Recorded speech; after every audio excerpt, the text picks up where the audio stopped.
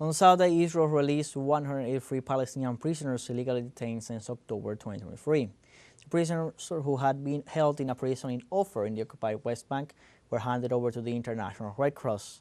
Prisoners release took place as soon as Hamas handed over 3 Israeli hostages as part of the ceasefire agreement reached in Qatar by the Palestinian Resistance and Israel.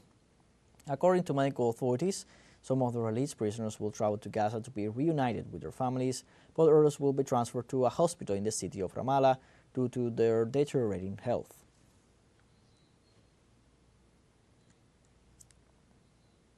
Meanwhile, Israeli occupation forces continue to lay siege to towns and refugee camps in the West Bank.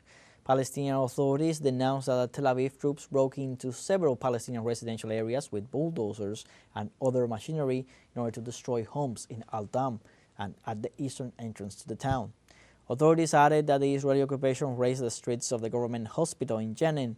Health sources announced that more than 19 Palestinians were killed after the incursion into Jenin, while dozens were wounded.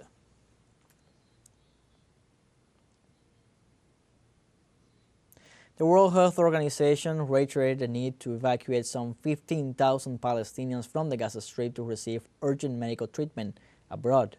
W.H.O said the evacuation is an emergency measure that should be implemented as soon as possible, given that out of the total 36 hospitals in the Gaza Strip, at present only 18 are partially operating.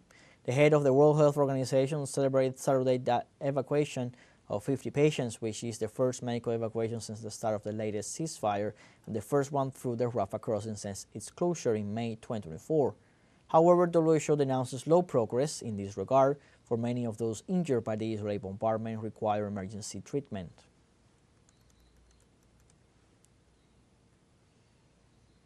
And in Syria, an extremist gang reportedly killed at least 10 civilians in northern Hama province. An extremist group stormed the village of Arse and forced citizens out of their homes, then shot them and fled the scene. According to local media, general security forces surrounded the village in search of the hooded gunmen who committed these crimes, and during the operation managed to arrest 3 of them. Human rights organizations said the number of civilians killed by extremist gangs since the beginning of 2025 amounts to more than 100 victims.